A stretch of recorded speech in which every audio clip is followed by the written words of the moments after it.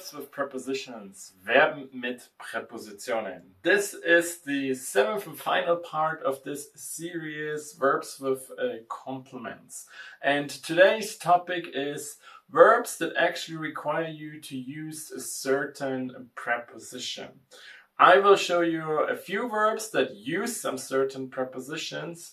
I will show you what happens to the cases if the verb is requiring you to use a certain preposition. And I will also show you how the preposition gets mixed up with the question word if you want to ask a question with verbs that actually require you to use a preposition.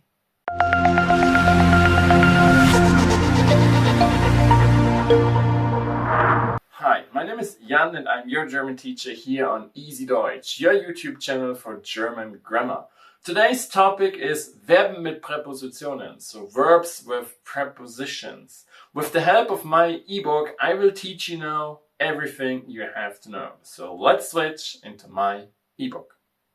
So we're here now in my ebook, German Grammar Explained Easily. Today's topic is verbs with prepositions. So we're going straight there in my table of content here. Oops, too far. There we go. So verbs with prepositions. If you don't know the difference between a prepositional complement and so-called adjunct, Angabe und Ergänzung in German, then I highly recommend you to check out my video about complements. First, it's the very first video of this series and I will link it in the info cards for you right now because it's important for you to understand this topic here, that you know what I'm talking about when I'm talking about prepositional complement. In short, a complement is something that is required to be there. An adjunct is something, it's a nice to have additional information. And today we're talking about the obligatory stuff that you really have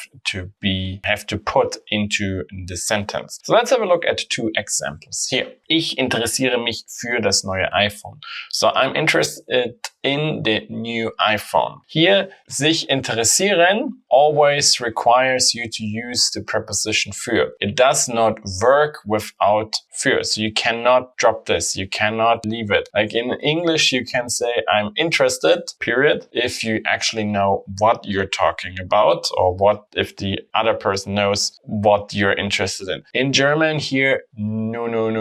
You cannot do that. First of all, sich interessieren is a reflexive verb. That's why we have this mich in there. If you don't know what's a reflexive verb or you want to know when is it actually dative, when is it accusative, please check out my video in the info cards. There I explain reflexive verbs to you in detail. Here, interessieren, sich interessieren always requires für. Otherwise, the sentence is not correct. Another example is aufpassen. So, ich passe auf den Verkehr auf. So, I pay attention to the traffic. And here, you're required to use auf den Verkehr. So, you have aufpassen and it wants auf as well. A little bit different from interessieren. Here, it can be obvious what you're talking about. And then, in theory, you can drop that auf den Verkehr. Or if you're talking about your safety in general, yeah, ich passe auf. But that really requires usually really a context, a situation.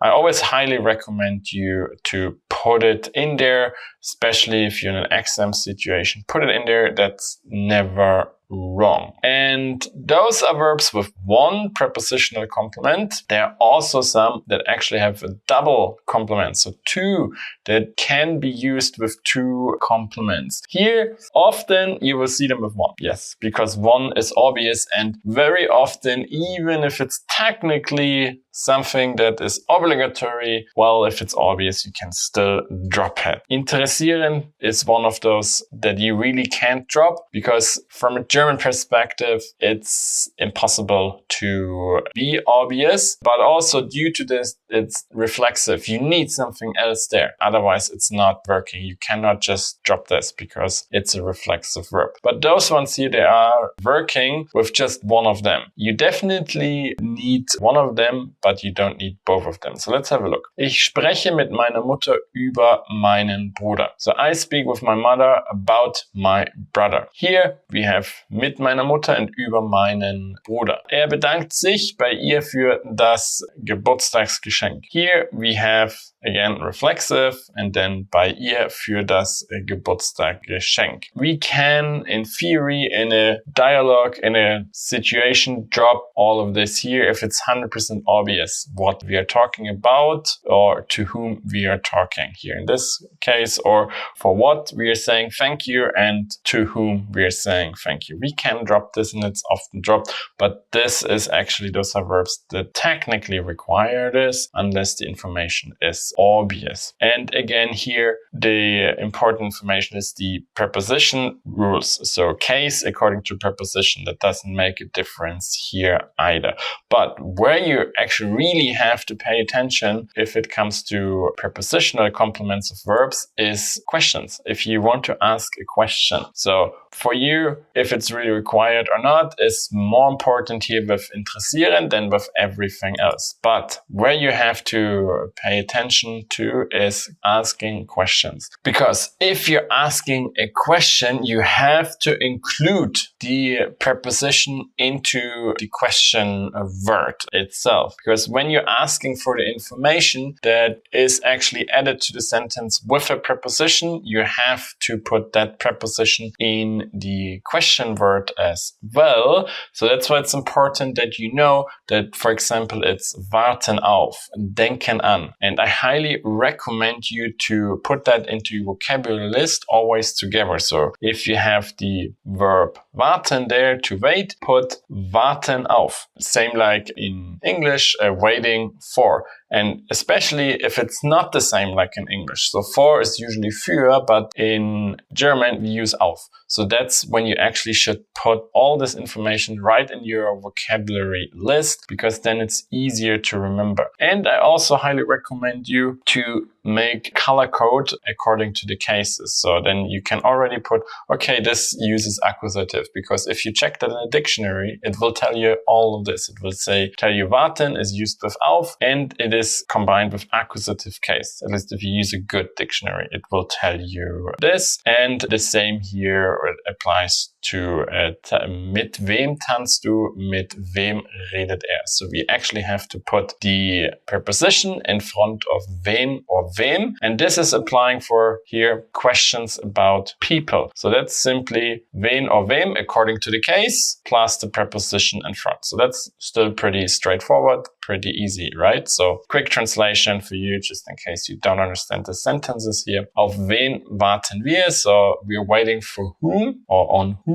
we are waiting, word by word. An wen denkst du? You're thinking about who. Mit wem tanzt du? With whom are you dancing? And mit wem redet er? With whom is he talking? And those are questions about people. But obviously you can also ask questions about things, or sometimes you don't know if thing you're asking for is actually a person or not. Then you use this version. And then we form the question word with wo plus the preposition. And prepositions that start with a vowel, remember that's A, E, I, O, or U. There we add an extra R because Germans don't like too many vowels in a row. So we have to put another consonant in there. And keep in mind, those question words have absolutely nothing to do with the single question word wo, where. It has nothing to do with the location here. So it's just used to